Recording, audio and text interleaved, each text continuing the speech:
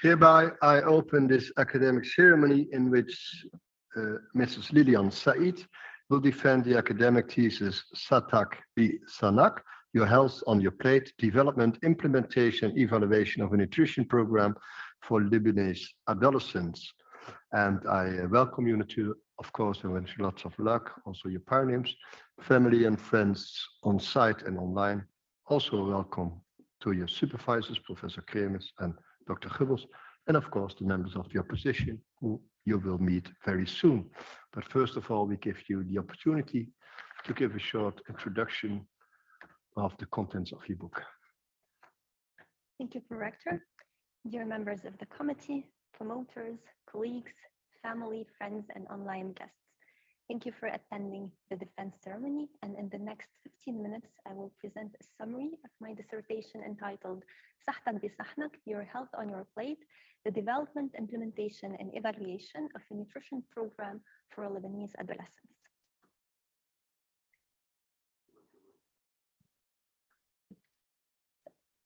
The term obesity derived from Latin obesus, meaning fat or stout, and although it was already described and all the health complications were already described and mentioned by several ancient physicians such as Hippocrates, Galen, and Ibn Sina, obesity was actually regarded as a symbol of wealth, health, and beauty. And this is reflected in the Venus of Willendorf sculpture as well as in several paintings. Today, and according to the World Health Organization, obesity is one of the most serious health problems of the current century. The Arab countries are no exception, and the prevalence of pediatric obesity among children and adolescents in Lebanon reached almost 14% in 2016. Yet, no serious efforts were undertaken. The primary objectives of this dissertation were to firstly develop a culturally appropriate nutrition program, and secondly, to assess the effect of this nutrition program on the levels of nutrition knowledge and adherence of Lebanese adolescents. The target population included Lebanese adolescents aged 15 to 18 years old, enrolled in both public and private high schools or secondary schools, and living in both urban and rural regions. Beirut, the capital of Lebanon, represented the urban region, while Baalbek and Raya represented the rural ones. You can actually here see some pictures or images of the study locations, Beirut, Baalbek, and Raya. We can see the density of the construction and building in Beirut and the large agricultural fields in Raya. As for Baalbek, it's well known for its Roman temples, which I highly recommend visiting one day. And in the picture below, we see a traditional Lebanese architecture. Now, this picture was taken in winter, which explains the white rooftop. Some additional pictures for Baalbek. We can see here the green park with some sports equipment that are free to use for any visitor. Of course, by the number of pictures per location, you can actually guess which one is my hometown. So to achieve the previously mentioned objectives, 4 studies were conducted. First of all, the questionnaire development, then the evaluation of dietary knowledge and adherence levels, then the intervention development and implementation, and finally, the evaluation of the nutrition program. First, questionnaire development. In this feasibility study, 2 questionnaires were developed, the dietary knowledge and adherence questionnaires. They were both administered in Arabic, which is the native language of the participants. The dietary knowledge questionnaire included questions related to dietary recommendations, nutrient sources, common misconceptions in nutrition, how to use nutrition knowledge to make dietary choices, and the associations between nutrition and diseases. While the dietary adherence questionnaire included questions related to food choices, eating habits, physical activity, screen viewing time, and smoking. Also, to have an overall look at the dietary adherence of the adolescents, the questions were divided to 2 parts and 2 scores were calculated, the healthy items score or healthy behavior score and the unhealthy behavior score. Both questionnaires were culturally appropriate, so they included food items that were familiar to the participants, like labneh or akewi cheese or halloumi. And at the end of this study, we were able to obtain 2 useful and relatively inexpensive tools to assess the dietary knowledge and adherence levels of both adolescents and their parents. The second study aimed to assess the dietary knowledge, adherence, and BMI or weight status of Lebanese adolescents, as well as their association with the parental dietary knowledge and adherence levels. This study had a cross-sectional design, and the data was collected during the academic year 2017 to 2018. And this picture illustrates measuring the height of one of the participants by the research assistant Cecilia, which is also my sister. So the results of the study found that the dietary knowledge score of the adolescents living in rural areas was higher compared to the participants living in urban regions. And the parents with children enrolled in private schools had a higher dietary knowledge score compared to parents with children enrolled in public schools. As for the dietary adherence, it was higher among girls and among participants or adolescents living in rural areas.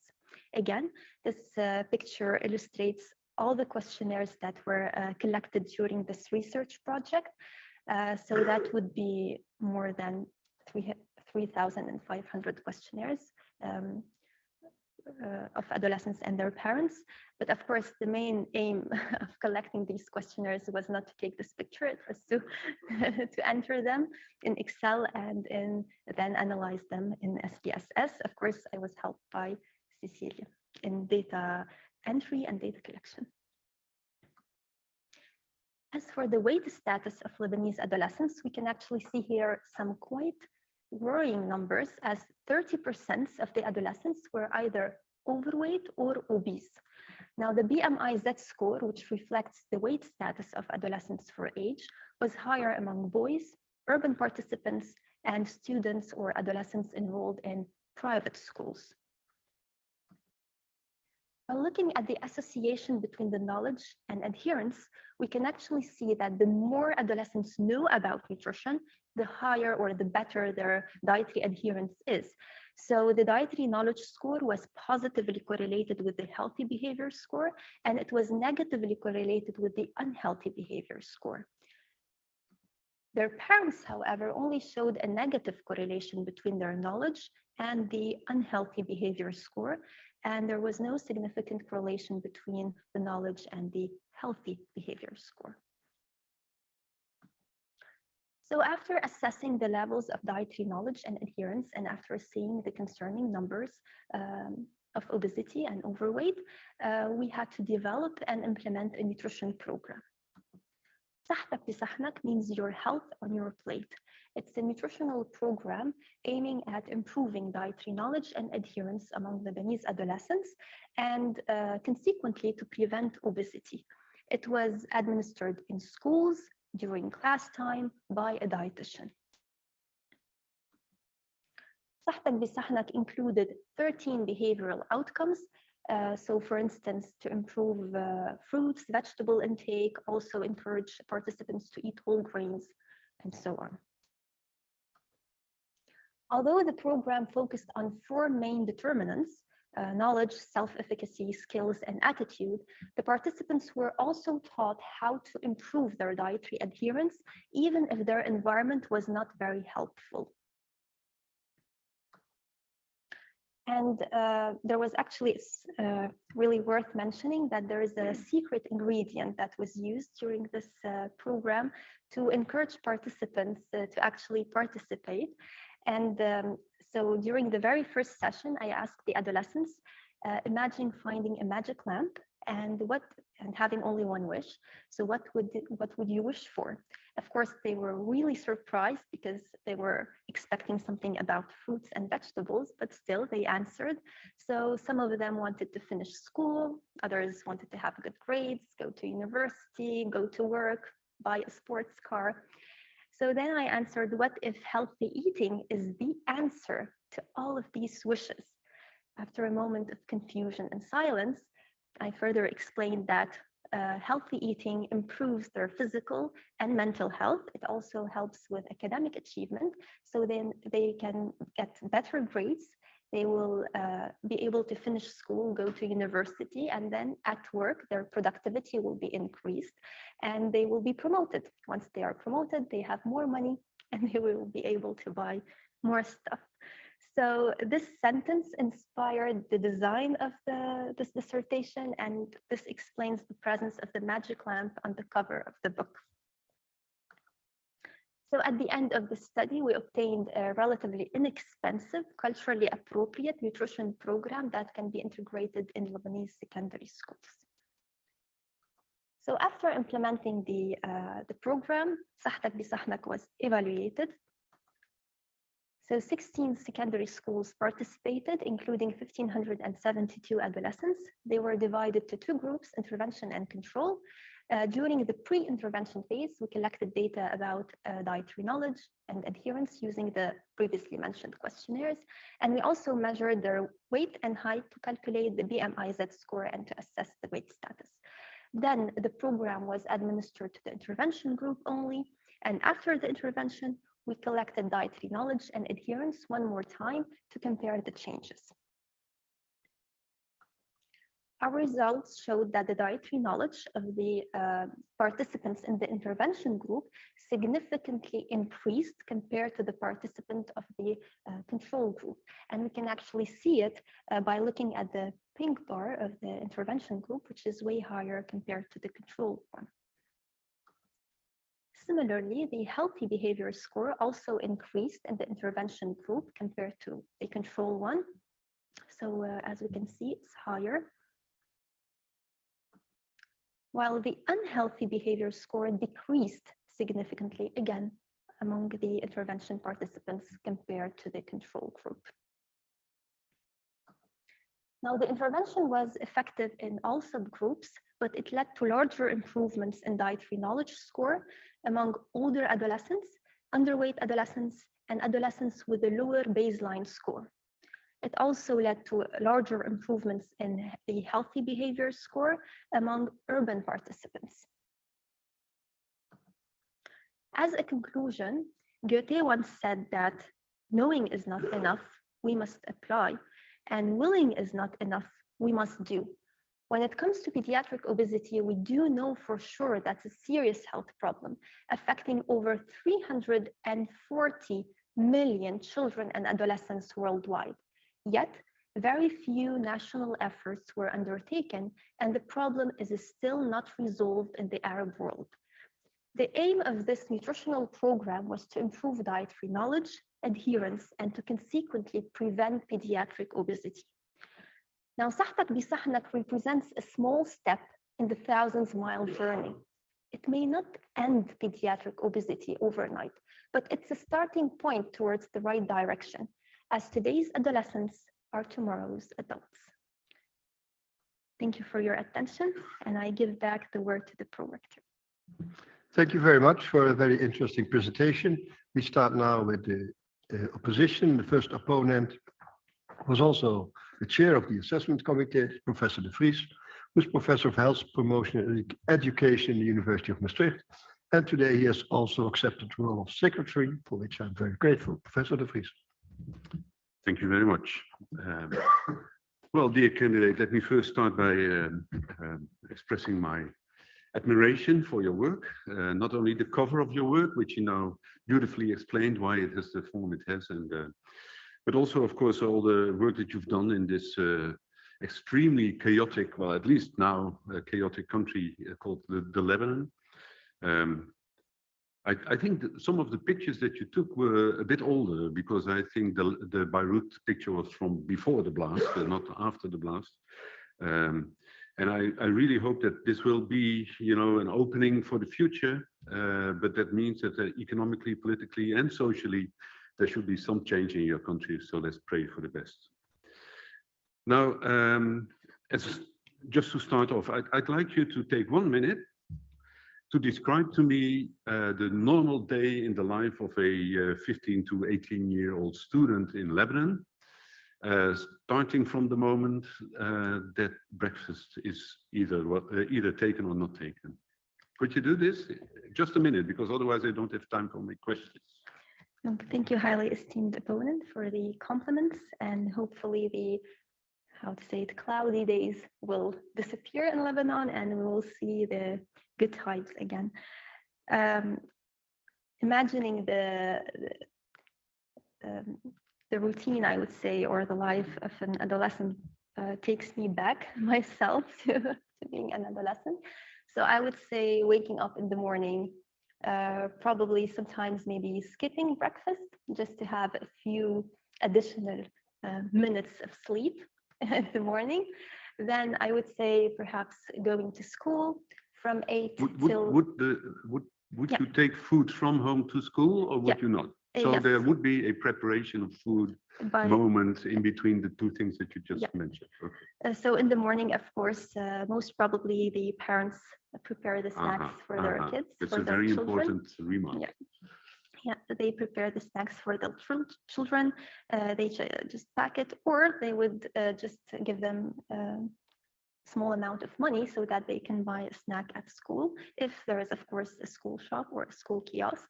And then I would say the class day or school day starts at 8 in the morning until around 3 o'clock. Of course, it might change between schools, but that's the on average, I would say.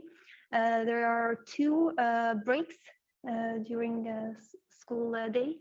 And during that break, usually students either walk and eat, of course, the snack, or just...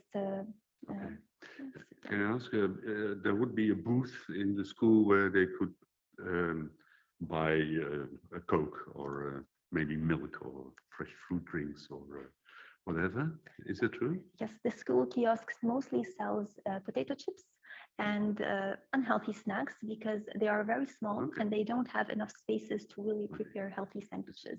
That's a second important reason. Yes. Just about these soft drinks, most schools do not allow selling soft drinks, but they do sell other high sugar beverages. Now let's skip the rest of the day, because otherwise I run out of time and the prorector would get nervous. Because actually now I already learned that often parents determine what is going to be eaten over the day, and that in the school there is a booth or a canteen or whatever, and they determine what is being sold, which of course both are environmental factors, and this is where I wanted to get at. But I wasn't sure, because it could be that the students themselves, of course, prepare food and determine what they eat. But to a large extent, this is apparently determined by the environment. Now, you did involve parents, of course, in the more social epidemiological study in chapter 2. But in the later in the intervention itself, the parents were not really involved and not targeted. But they do seem to be a very important determinant of, let's say, nutritional behavior. So could you please explain to me why you took this decision, why you focused on the students?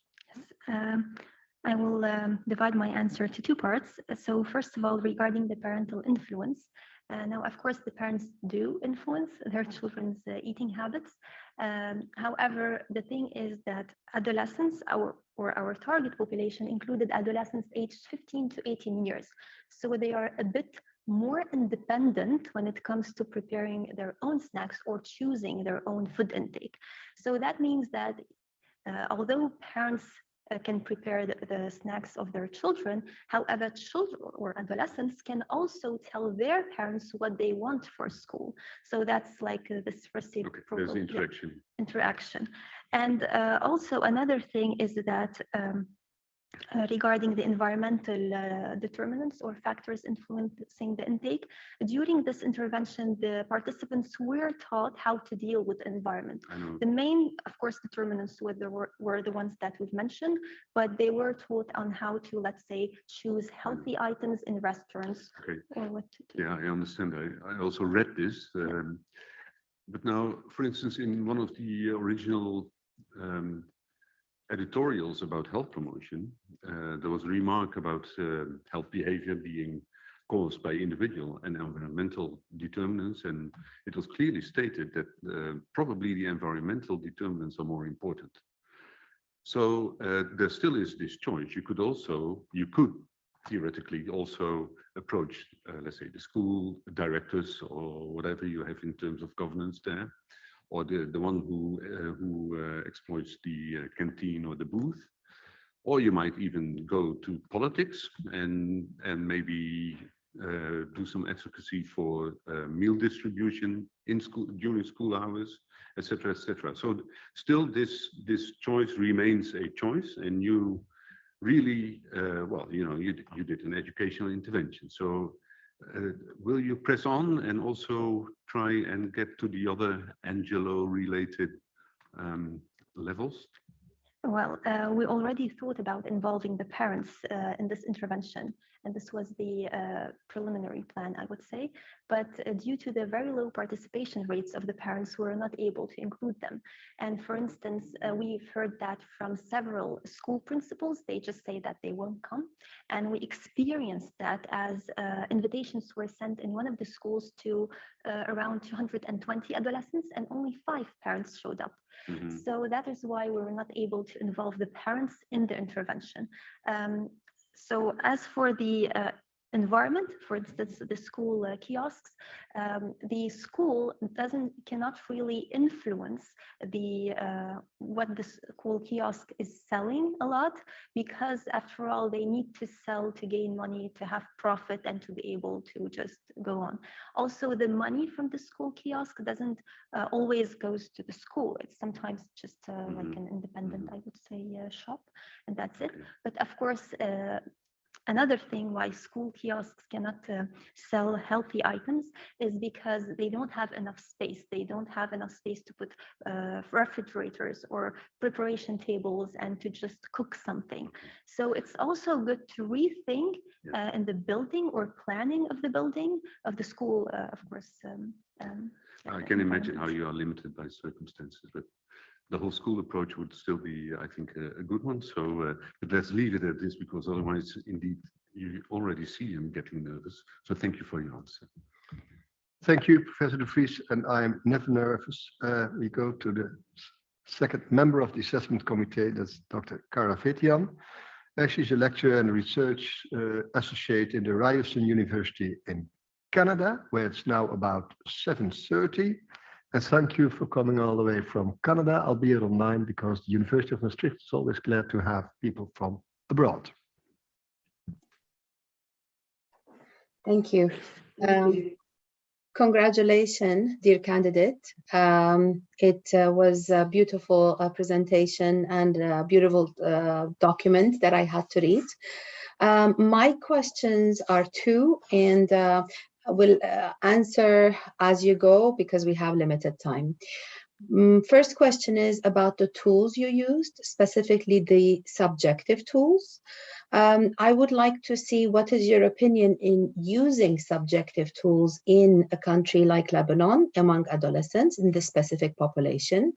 Do you think subjective tools are efficient tools in retrieving information? That's one. And I see that you used subjective tools that were used from other countries. Do you think maybe it would be better to create one for Lebanon and use for Lebanon? So I will stop here. If I have time, I will ask another question. Thank you. Thank you, esteemed opponent, for the comment and for the question. The tools that we developed in the study, the dietary adherence and dietary knowledge questionnaire, were based on foreign questionnaires, yes. So the knowledge questionnaire was based on the general nutrition knowledge questionnaire that was developed by Parmentier and Wordle. And the original questionnaire was developed for adults, so we just changed or modified a few items to make it suitable not only for adolescents but also for Lebanese adolescents and their parents. So first of all, it was translated to Arabic, which is the native language of the participants. And secondly, we also included lots of familiar items like Lebanese. So we did not use the food items that are uncommon in Lebanon. So we actually used like Lebanese or asked about akewi cheese, halloumi cheese, and so on. So and then of course, we also validated them and checked for internal reliability. So they are quite suitable to use among our target population. As for the other part of the question, so using subjective tools and is it really effective in assessing dietary knowledge and adherence? Our sample size is quite large, so even if we have some errors, we can actually still evaluate the overall picture or see the overall picture. So that is the first thing. And another thing, when dealing with large sample sizes or with school students, it's really more practical to use questionnaires with self-administered questionnaires. We did, however, also administer a 24-hour recall just to validate one of the questionnaires in addition. But yes, when dealing with adolescents and in school settings and with large sample sizes, it's more practical. Thank you. And my second question is, what were the challenges in implementing such an intervention, taking more into focus of the socioeconomic constraints of these students, their parents? Was there any resistance to the suggested behavioral change? Did they feel like it was not realistic to adapt? So what is your point of view? Because it would be also something for future researchers in Lebanon to build upon. I'm sure you've passed through challenges, so please do share. So of course, as with any research project, there are some challenges and some facilitators, I would say, or just opportunities. Of course, the school principals and teachers were very helpful, so that helped us a lot. They also shared a lot of their experience and their own experience. How is it like to deal with adolescents? And this was especially shared during the feasibility study when we were still developing the questionnaire and testing it. So it was before designing the intervention itself. Also, when designing the intervention, we were based on previous experience with dealing with children and adolescents. So that made it a bit easier.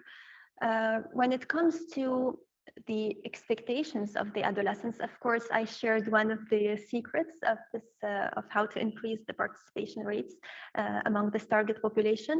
But also, I have to say that they were quite motivated to learn about nutrition because they really wanted to know. They had so many questions.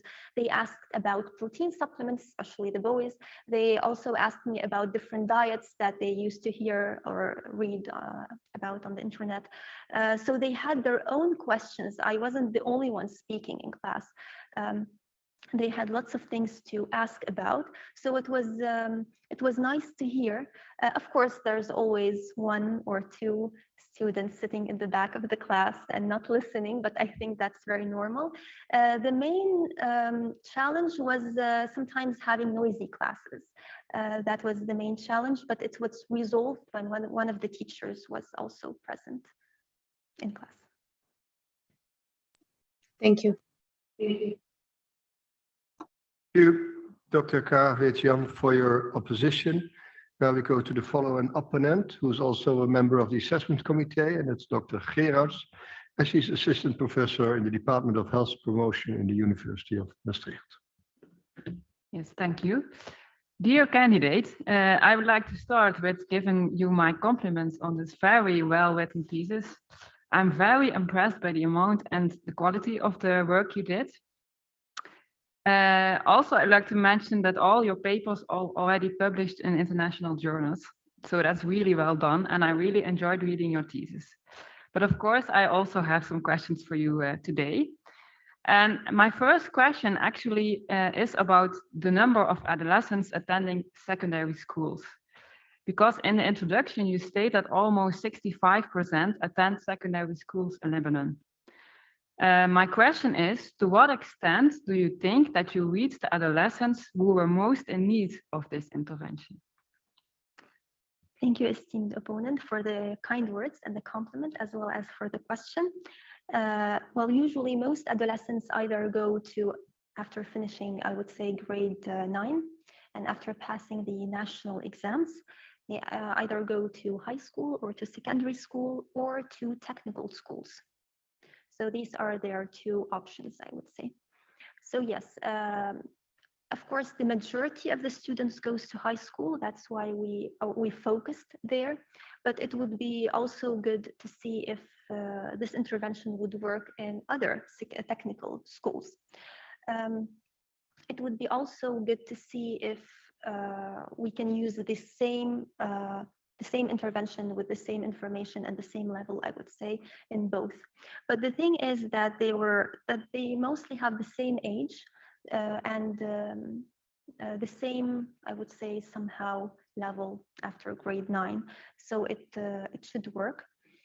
Of course, this is the first intervention that was done in Lebanon and that was implemented in secondary schools.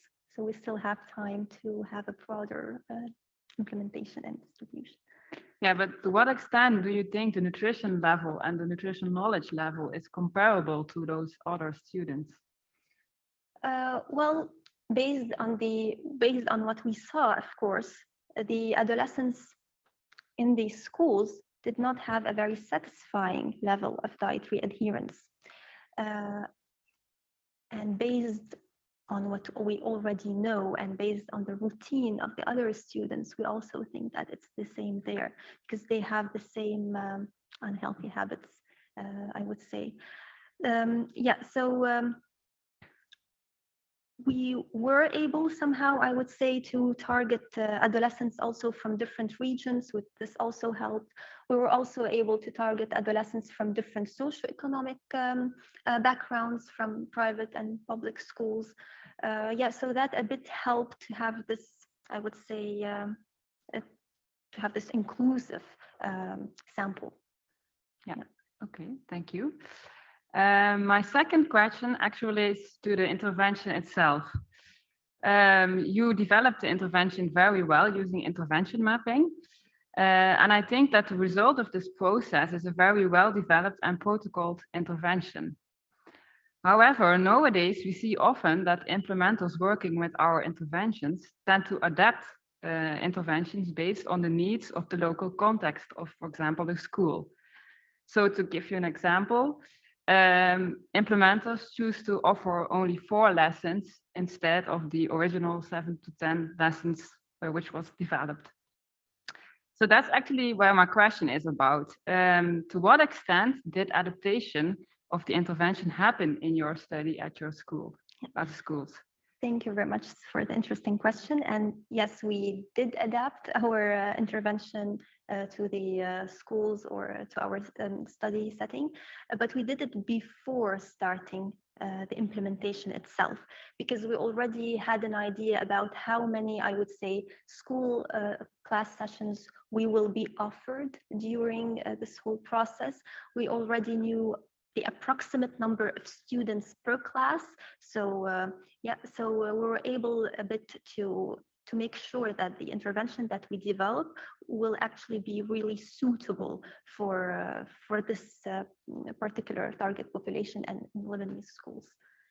So we were able to give all the lessons and to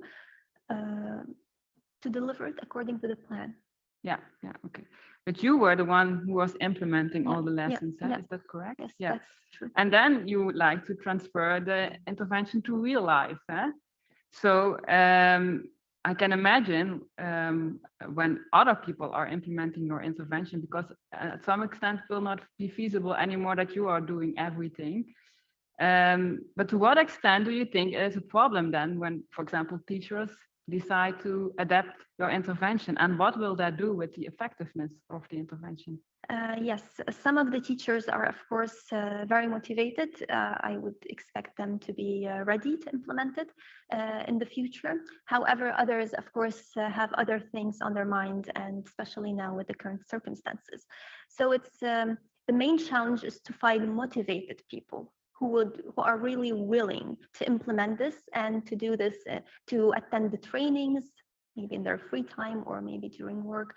This is, of course, quite a challenge, and it's also a challenge to really find motivated teachers in all locations and all over Lebanon. So we really need to work on this in the future. But yes, this is the plan. So hopefully it will work. Yeah, thank you very much. Thank you, Dr. Gerards, for your position. Then we come to the following opponent, and that is Professor van den Borne.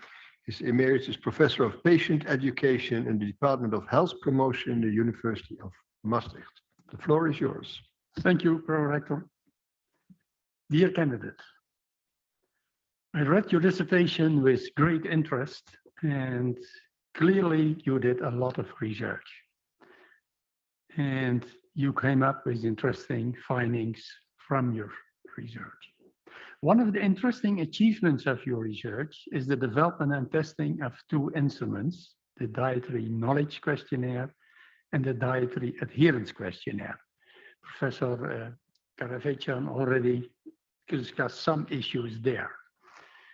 Without reliable instruments and valid measurement instruments, scientific research is not possible. And I'm confident that these two instruments, which you adapted to the local situation, will be used in the future to understand eating behavior of people. And I would like to discuss with you some findings of your development study among those 220 adolescents, Lebanese adolescents. And in particular, I would like to discuss with you your findings about the relationship between knowledge measurement and the dietary adherence indicators. But before discussing these relationships, I would like to hear your opinion about the future use of these two instruments. Are you satisfied with these instruments?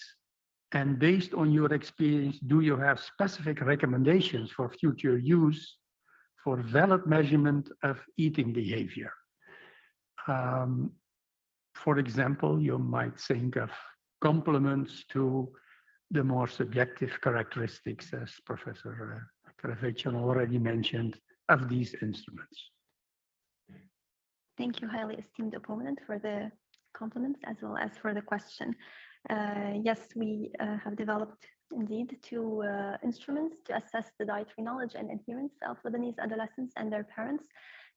These tools can be widely used not only in research but also in practice. When it comes to research, they can be used to assess the overall dietary knowledge and adherence. But when it comes to practice, they can also be used to, for instance, in clinics or by dietitians to assess individual, I would say, dietary knowledge and adherence, because it makes it really easier for the dietitian to know, to see the overall picture.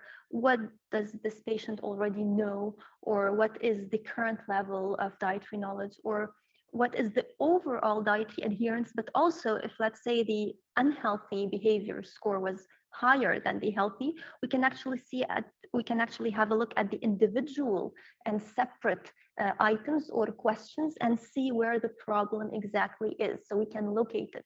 So we can look at the overall picture, but we can also zoom in, I would say, to look at the separate problems. Okay, thank you. And my next question is about the correlation between the total knowledge score and the adherence questionnaire. You found a practically zero correlation between knowledge and healthy adherence items, and a significant negative correlation with the eating of unhealthy food items. Do you have an explanation for this? Didn't you expect a positive correlation between knowledge and the consumption of healthy food products? What? Have you any explanations for that difference? Yes, we did find a significant correlation between the dietary knowledge of the adolescents and their healthy behavior score, and a negative one with their unhealthy behavior score. Based on what we've heard the adolescents say, a lot of them do know what unhealthy eating is. Like, they do know this is high in fat, or this is not healthy, or they just say this is not healthy. But not everyone knows, okay, so what's the substitute if this is not healthy? So the more they know about nutrition, the more they can really identify the unhealthy snacks or unhealthy items, but few of them really know what is the good substitute. Okay, if this is unhealthy, what can we eat instead? But because I don't really capture it yet, may it have something to do with the control the adolescent has about the kind of food that he or she eats? I can imagine that the healthy foods are less controlled by the student, him or herself, while the unhealthy foods are more based on the decisions of the adolescents, because they can get them anywhere on the street or in the school canteen, which not, as you mentioned, is not always that healthy. Is that a possibility as well? What are your experiences?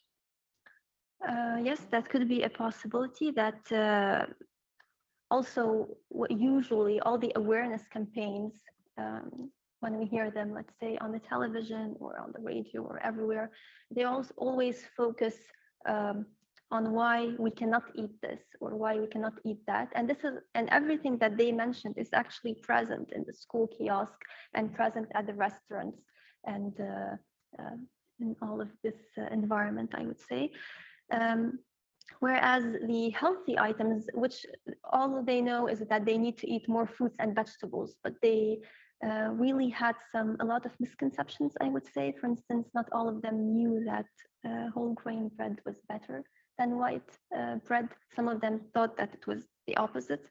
So they really know, not a lot, but they know a bit about the unhealthy behavior, but they know very few things about the healthy one. And mainly it's what they know is that they also relate the healthy intake with their traditional intake, or the traditional Lebanese intake, which is a Mediterranean diet, which is, yes, overall healthy. It has lots of fruits and vegetables, legumes, so it's high in fiber. So they look, okay, so is this matching our traditional diet? Then it's healthy. If it's not, it's unhealthy. But it's not always, of course, the case, because a lot of items are high fat or high sodium. Yeah, thank you. What struck me in your research was here is the fact that you didn't look at the socio-economic position of the family or something like the availability of pocket money for the adolescents. Is there a reason why you didn't include those variables? Because they might have an impact on the possibilities of the adolescents to acquire different food products. Yes, we did not Short ask, answer, please. we did not ask about that because we took into consideration the socioeconomic aspect of the parents and of the family based on the school type, if it's private or public. So to respect the privacy of the participants, and so they don't have to write down the amount of money given by parents, we just left it there. Yeah, thank you for your answer. I give the floor back to the pro-rector. Thank you, Professor van den Borne. The following opponent is Dr. Bessens, and she is assistant professor in the Department of Health Promotion in the University of Maastricht. Thank you. Dear candidates, first, of course, I also would like to congratulate you on the great work, you and your team as well. It's a beautiful, beautiful PhD thesis, and big compliments for that. So you have conducted a comprehensive project and you were involved in it in many roles, as a developer, as an implementer, as an evaluator, and also as a scientist. So reading your discussion carefully, I also found out that you conducted even more studies, but those weren't published yet. So I hope to read more about those as well in the future. Of course, I also have some questions for you about your work. So you have developed this adherence questionnaire for adolescents, and you used it to evaluate the intervention effects. And you found some overall changes in the dietary consumption of the students. However, you also looked at the intervention effects on specific food groups, and you reported those briefly in your discussion and also in the supplementary table in the effect evaluation paper. You found, what I found, some really interesting differences in the effectiveness on specific food groups. For example, you did find an effect on vegetables, but not on fruits. You did find effects on meat, but you didn't find it on dairy products. And you did find it on soft drinks, but not on energy drinks. So could you explain some of the most important differences according to your own perspective? And feel free then to elaborate on these from your role as an instrument developer, intervention evaluator, implementer. I'm curious to hear about that. Thank you, esteemed opponent, for the compliments as well as for the question. Regarding, yes, the intervention was effective or more effective on some items compared to others. But to actually understand this, we need to look at the baseline data that we had. For instance, more than 90% of the adolescents did not drink energy drinks in the first place. So that's why the intervention will not really have an effect there. However, regarding the vegetables and the fruits, yes, it was something that I personally looked at, and I was also surprised. But then when assessing their intake, we can see that the vegetables, they don't need to eat a salad to obtain the vegetables. They have them in the stew, in the regular stew at lunch. So most Lebanese families have these traditional stews with beans, white beans, green peas at lunch. So they also obtain their vegetables there, so they don't need to eat them separately. However, the fruits should be eaten or consumed separately. They cannot combine it with another meal. So if they don't eat it, they just don't have it. So I think that is why there was this difference between vegetables and fruits. Mm-hmm. So you say they already ate the vegetables, and that's why it also increased, but they didn't eat the fruits at baseline, so that didn't increase. So how does this exactly work then?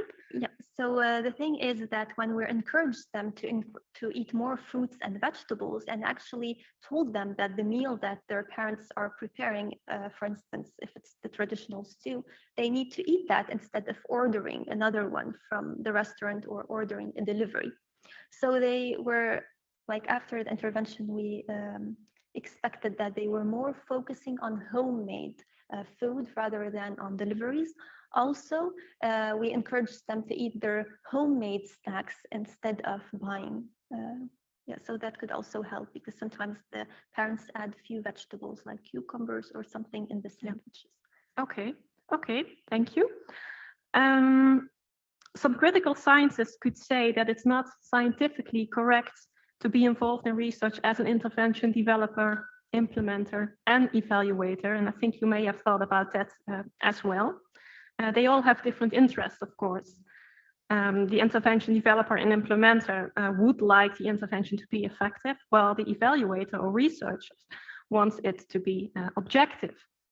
So did you experience any problems being involved in all these different roles in the project? And how would you convince a critical reviewer that this hasn't influenced your results in a negative way? Well, the thing is that when we have a large sample size, it's really hard to influence those results because we have a limited amount of time to enter all the data, and we don't really look what we have on our hands. We just enter the numbers, and then the results, we can see the results in SPSS.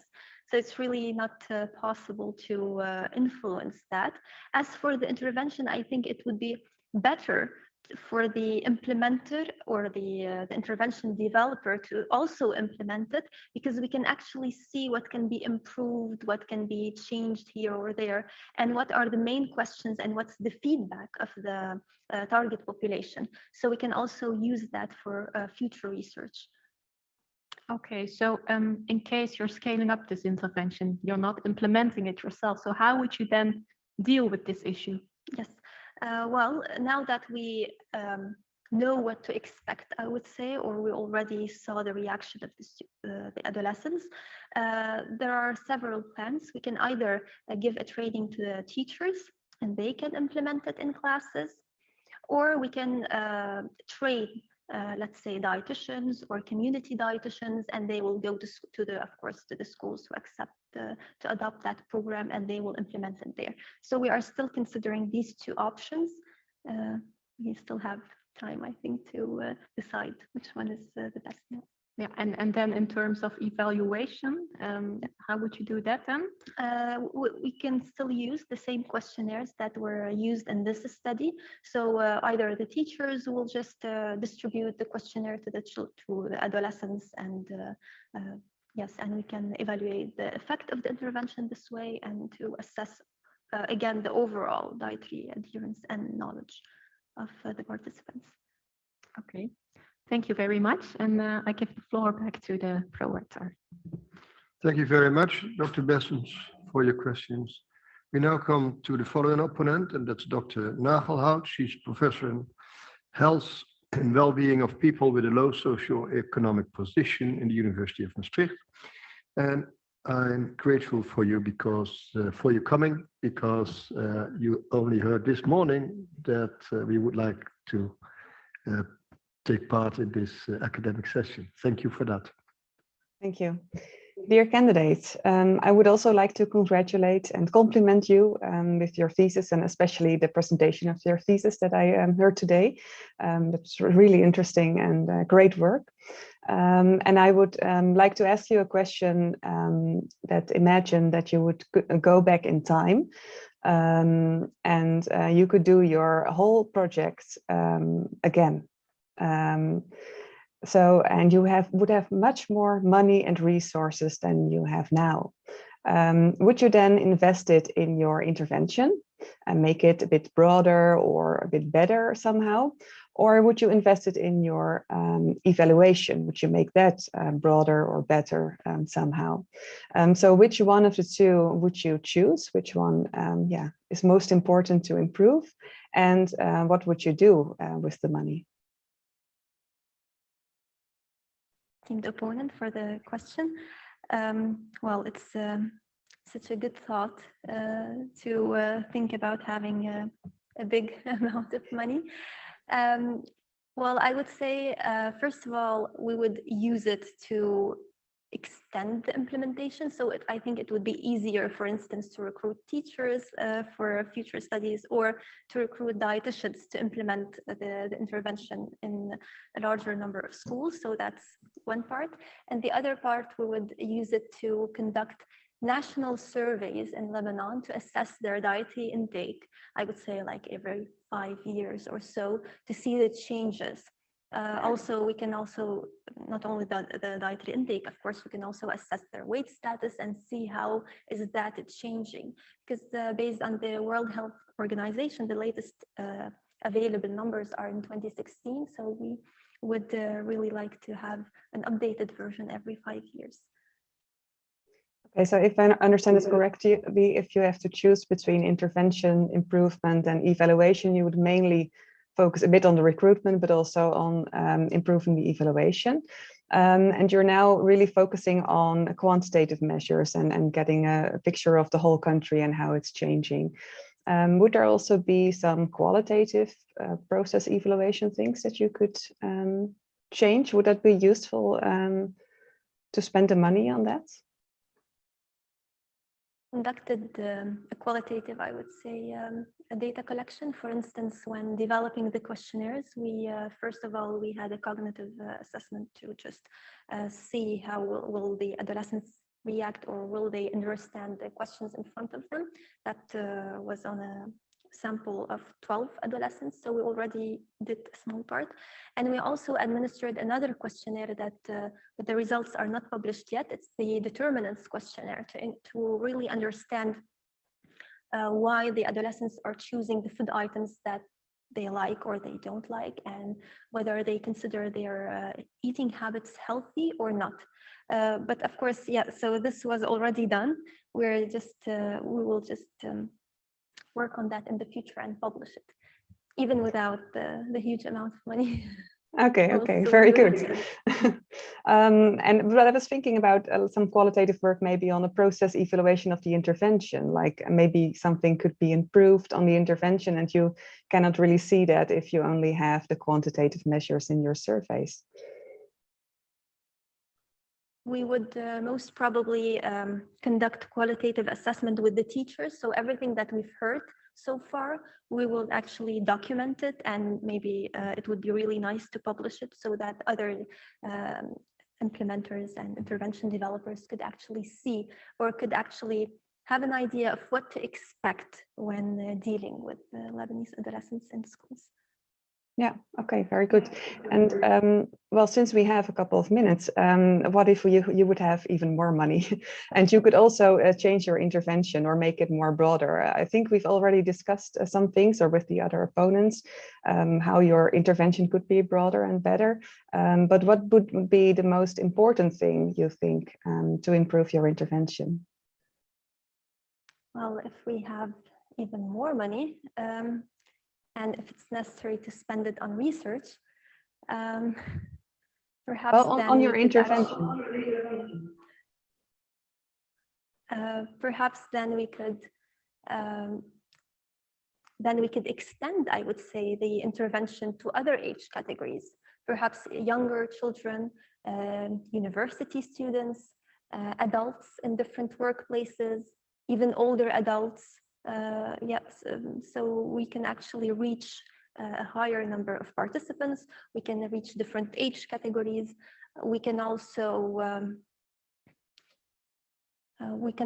perhaps create, if of course the money allows, a research center to have all these motivated research teams gathered in one place, and to really think and develop and implement new ideas, I would say.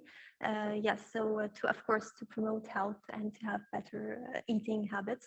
We can also focus not just on eating, but also more on physical activity. Perhaps we can also extend it to problems that some adolescents may face, perhaps not even obesity, but also eating disorders. But of course, that's very broad, but I'm thinking about limitless budgets. So that's why the ideas are keep coming. Yeah, very good. And what if we go even further? You wouldn't have only unlimited money, but also unlimited political influence in your country. What would you then do to improve how your intervention is used in your country? We can also, so we have to improve it in the country. Mm-hmm. We can go abroad also, we can go to other Arab countries, and we can also use other resources. Okay, thank you very much. Thank you, Professor Nagelhout, for your questions. And dear candidates, Liliane Said, the time appointed for the defense of your thesis has passed. And the degree committee will now withdraw to discuss the quality of your thesis and your defense. And I ask you and your company to await the results of our deliberation, and I'll return in this room. And with that, I suspend this meeting.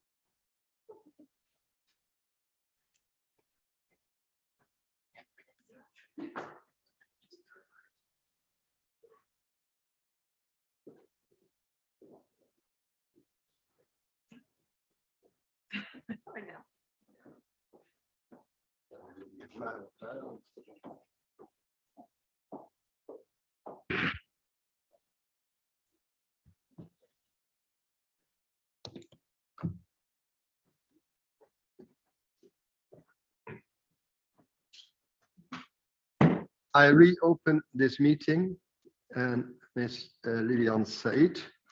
The degree committee here present has assessed the quality of your thesis and the quality of your defense. And in view of its positive verdict and taking into account your previous qualifications, the degree committee has decided to grant you the degree of doctor. And Professor Kremers is authorized to confer upon you this academic distinction in accordance with Dutch University custom. And I invite your supervisor to now take the floor.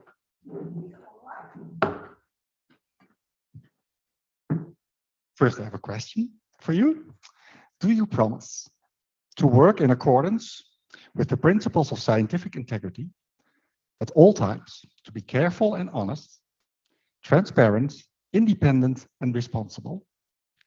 Yes, I promise.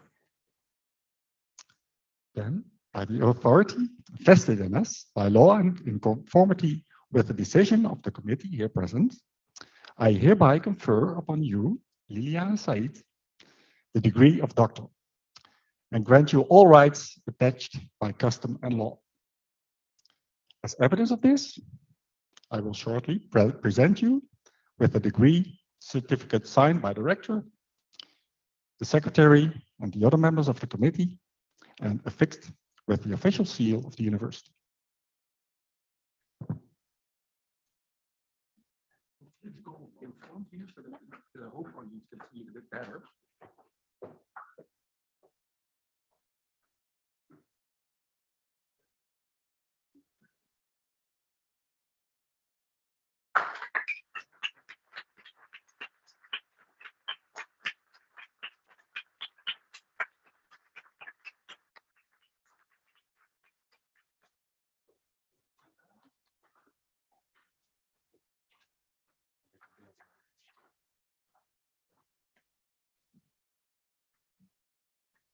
Dear Dr. Said, dearest Liliane, I'm very honored to be the one to address you first after receiving your degree.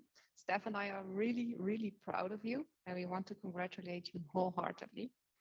It has been quite a journey for you. In 2016, you started your PhD trajectory, and your plans were very ambitious, to say the least. Developing, implementing, and evaluating an intervention from scratch, as well as developing the instruments needed for this. You were, however, very confident that you could do it. You were enthusiastic, and above all, you were extremely motivated, both to obtain your PhD degree, but also to improving the nutritional status of adolescents in Lebanon. It's a topic very close to your heart. The first time you visited Maastricht, together with one of your biggest supporters, your father, any remaining doubts we might have had regarding feasibility vanished. You worked tirelessly from early in the morning until late in the evening. And you worked so much that we even doubt you have seen much of Maastricht and the rest of the Netherlands, other than the office and your hotel room. It was also clear early on that you are serious PhD material. I remember that in your first article, you used the term pediatric obesity. My suggestion was, you still remember, I see. My suggestion was to change that to adolescent obesity, given the age range of your target population.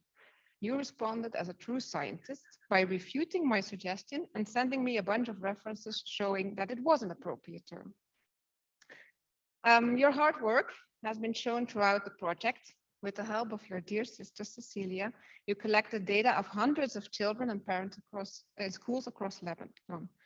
With tireless perseverance, you visited school after school because you were on a mission and nothing was going to stop you.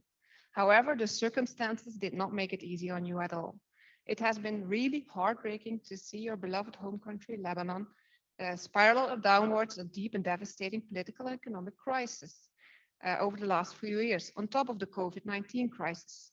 In September 2019, just before the crisis started, and we were all blissfully unaware of this, you visited our department again, and we were talking about how we should visit you in Lebanon as well, as it was very peaceful and stable at the time.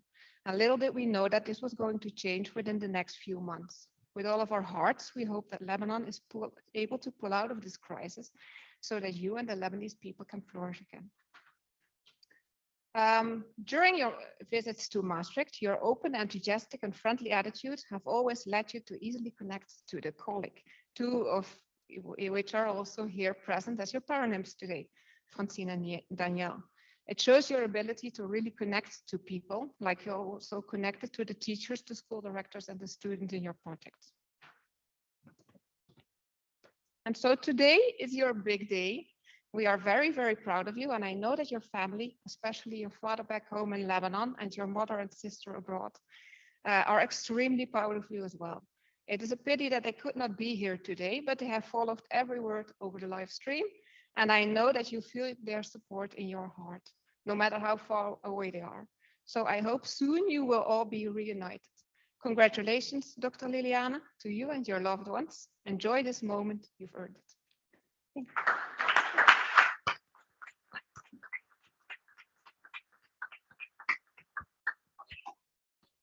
Dear Dr. Said, also on behalf of the Board of Deans of the University of Maastricht, I congratulate you with this great success. And I've seen a great thesis and a great event. Thank you for that. And I extend, of course, my congratulations to Professor Kremers and Dr. Kubbels, your supervisors, and to all your family and friends. And I hope you have a great day today, and perhaps you celebrated in Lebanon at a certain stage as well. And I hope you have a very great further career in your life. I also want to thank the members of the opposition for all their work and preparations, and of course Luc Peters, Joshua van Veluwe and Padel for making another hybrid academic session possible. Having said that, I'm almost done, but I'm now going to ask the public to leave this room because we're going to take a picture here with the two professors online. We'll meet again in the courtyard, I suppose. Only the photographer can, of course, be present. Afterwards, we make, with the photographer, a picture at the stairs, and then we go to the reception in the courtyard. With that, I close this meeting.